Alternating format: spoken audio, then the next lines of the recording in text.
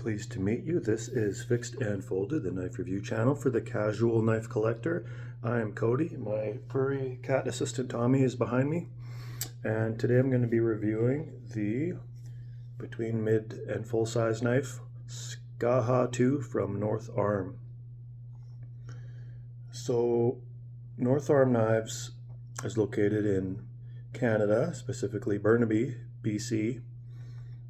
Very close to where I was born, New Westminster, BC. And they sell cutlery, like kitchen knives. And they have one model of folding knife, and they've knocked this one out of the park. So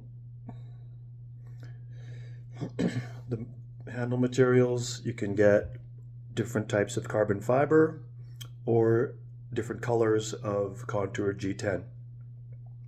And the model that I was shown from my friend at Cutting Edge Cutlery was a really nice carbon fiber, and I wanted to try out the G10 because I do really like a good contoured G10 handle, and this is great. You can see the grain pattern here. Like other finely manufactured contoured G10 handles, like what you see on fancy knives like the Cold Steel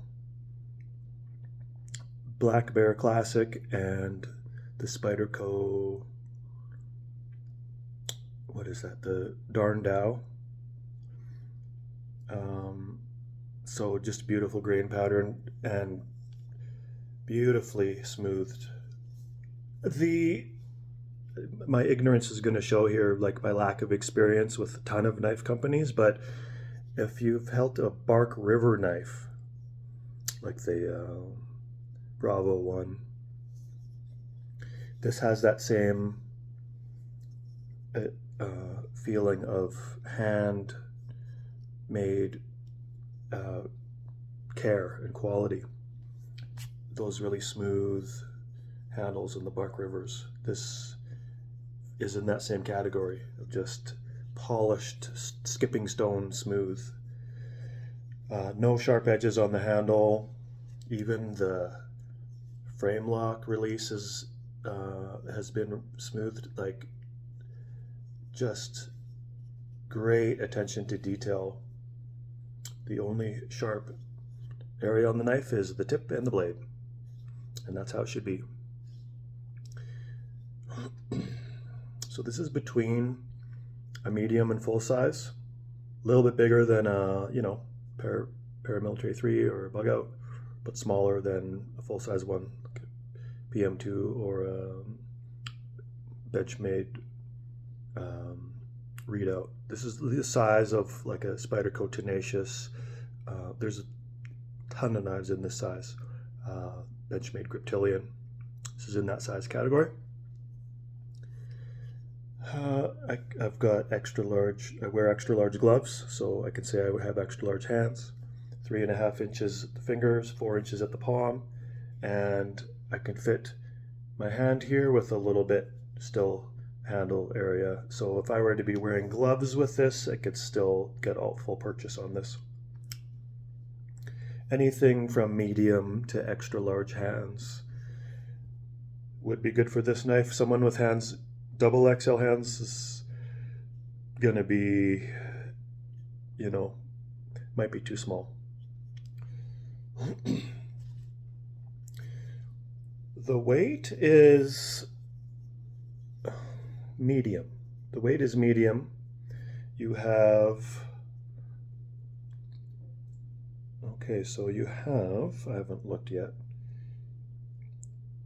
Okay, so you've got, is it a full liner or a partial liner? You've got a partial liner on the liner side, and then just a slab of G10, contoured G10 on the other side.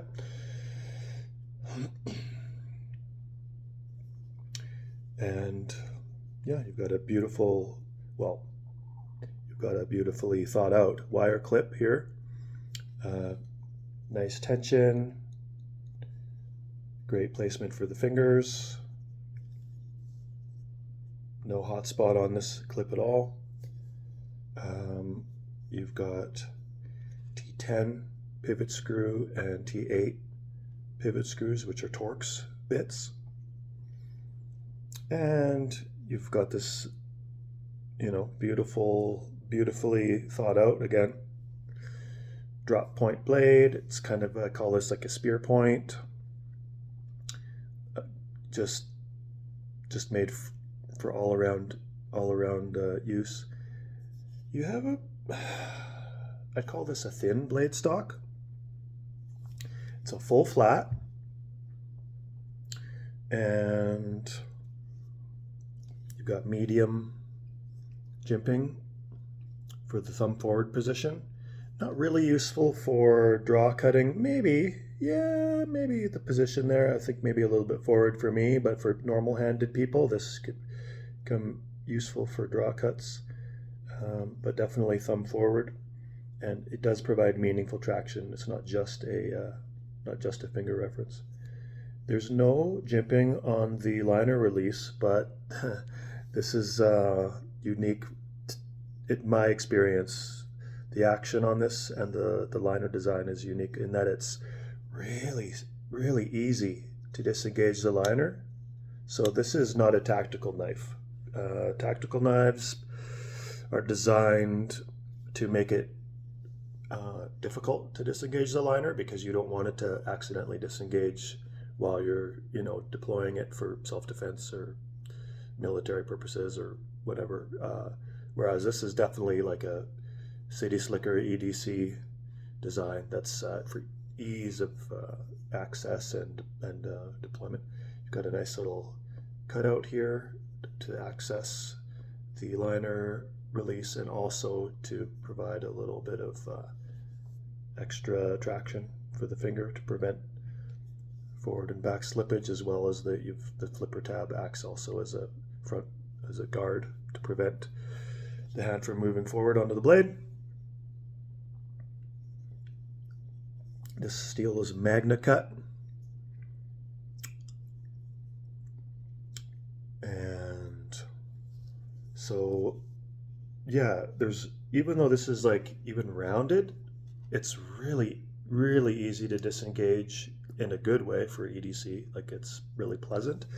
And then I just let the flipper tab drop onto my thumb, and then I just get my thumb out of the way and it free drops. So there's no tension when releasing this.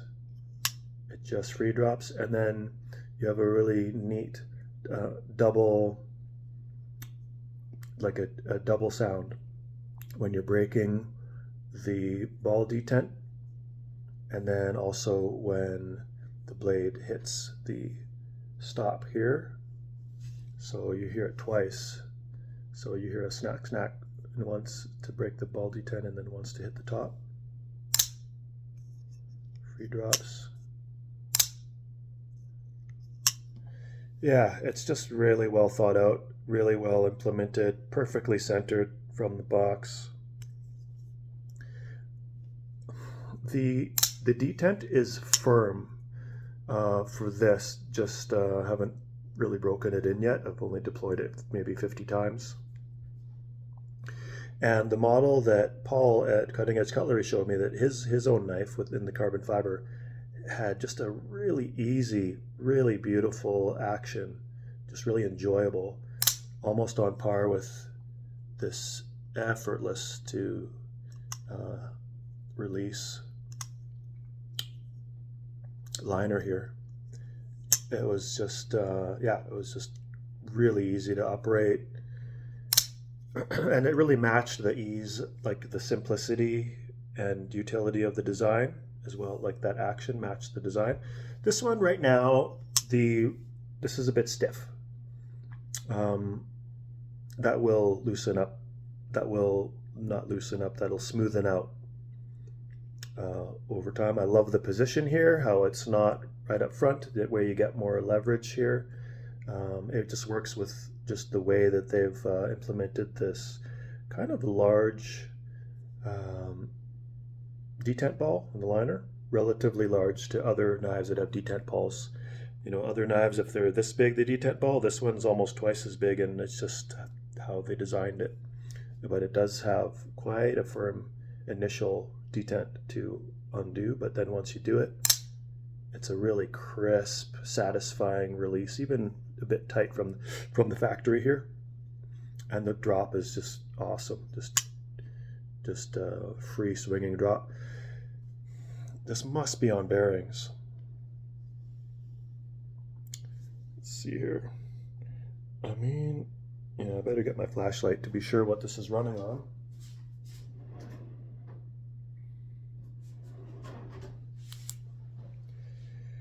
I don't know, man. This looks like a phosphor bronze washers. I don't know if you can see on here, but it's got that almost like a brass look to it. Yeah, sorry. Yeah, okay. You can't really see from your end, but maybe this is actually running on washers, which is really impressive how smooth the drop is. Great design. Can you choke up on this? Kind of. I think a person with medium-sized hands could. Me, with my big sausage fingers, you can see there's a fair amount of cutting edge that I wouldn't trust myself to choke up on here. And so really what this is a generous sharpening choil. And the sharpening choil is designed well. You see there's some space behind to give you lots of life sharpening the blade. The finish on the blade is a mild tumble, but it's highly polished. You can see all the reflections here, give it almost a laminated look. Very attractive, and it loves to take fingerprints. It loves to show up fingerprint oil. So even though this isn't like a super, mirror polishy, high gloss satin finish, like this Recon 1 that plain blade that also loves to show up fingerprints, it's still, you'll see a little purple. Even if I just touch it, it's going to leave a big purple mark on it, which so whatever, makes this, I don't know, it maybe adds to the impression of quality, like EDC desirability, that it's got a nice shiny finish on the blade with the polish. But the tumble will help to hide scratches as you use the blade. You've got a lanyard hole cut into the handle, and you've got these simple barrel spacers on the back. Really straightforward,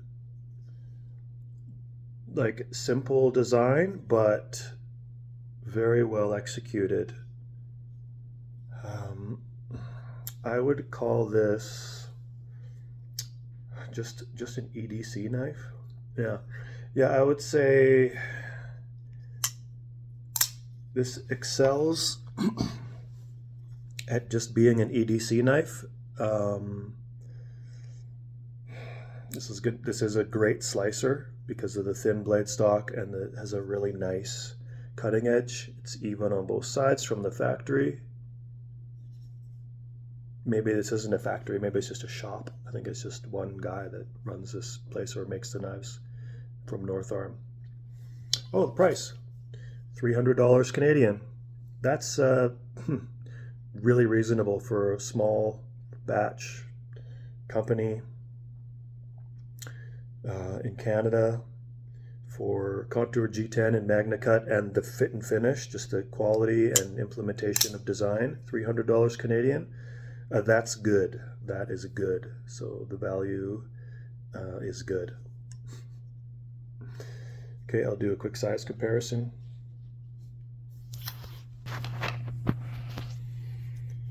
All right, so we got the medium-sized knife, Benchmade bug out. The Skaha2, North Arm Skaha2, has a little bit more hand real estate because unlike the bug out, which curls down here at the end, this one pretty much straightens out. And so you get just a little bit more handle length, and then overall just a 1/4 of an inch longer. Let's see if it's actually the blade. Yeah, the blade is just a tiny bit longer than the bug out. And that's in the same size category as knives such as the Kaiser Escort. Then you go to full size, which is my Benchmade Readout. And then you get into extra large territory, Recon 1 cold steel. So you can see where this fits in the size comparison. I do always start with medium-sized knives. I call them medium. They're the smallest, they're the smallest knife that I can fit all my fingers on comfortably. Yeah. All right. As a little bonus feature here, I'll also show you guys this Microtech stitch with the plain blade that arrived. I recently did a review of the Microtech stitch with the Apocalypse finish, and this was the one that I initially wanted, and it became available again. I sold my stitch with the Apocalypse finish, and I just wanted to compare what the finishes looked like, and remarkably similar, because you can see this has this clean machined part where the blade isn't ground, and then it has its own different finish, almost like a subtle it's not a tone, two-tone finish, I guess. Whereas with the Apocalypse finish, it's a flat gray, like an acid wash, and that's to tactical reasons, to cut down on glare. And this is a tumble. It's a tumble finish, and really nice. So you get a bit of glare on that, but you get it's just subjectively, I prefer the look of the plain blade with the two-texture. I'll call it two-texture finish. It's not really two-tone because it's kind of the same tone, just from different angles, right? Two-texture finish, machined and mild tumble. And this one came a little different finish-wise. This one came with a really nice even factory edge on both sides, so didn't have to stick it in to even out. And other than that, same quality as the other one, perfectly centered, and just attention to detail with my Microtechs has been really, really nice. Okay, so back to the Northarm Skaha2. I mean, as you could see in my knife comparison, I kind of pulled out Benchmade looking knives. This looks very reminiscent of a bug out, right? I love the straightforward, simple, utilitarian, but classy design of this knife. Really comfortable. Yeah, very happy with this. And hey, it's made in my country of Canada, and yeah, just love it. Really, really, really happy I got it. 10 out of 10. This is a 10 out of 10 knife. This is the Northarm Skaha2, $300 Canadian, and you can order it from their website. So look up Northarm Cutlery or Northarm Knives and have a look. They've got some beautiful carbon fiber options. I think it's regular carbon fibers, maybe $350, and then I think it's called Black Dunes or something. Carbon fiber is like maybe $80 more, so $380. But I'm really happy with the G10. I like the added weight. It's just a little bit heavier than that carbon fiber, and I like that. The carbon fiber one is great, but just to have something a little bit more. I really like G10, and I really like contour G10 generally, and so I feel like this was the model that for me that suits my interest the most. But anyway, that concludes my review of the Northarm Skaha2 between medium and full size folding knife. Y'all have a great night, and I will talk to you again soon. Okay, bye.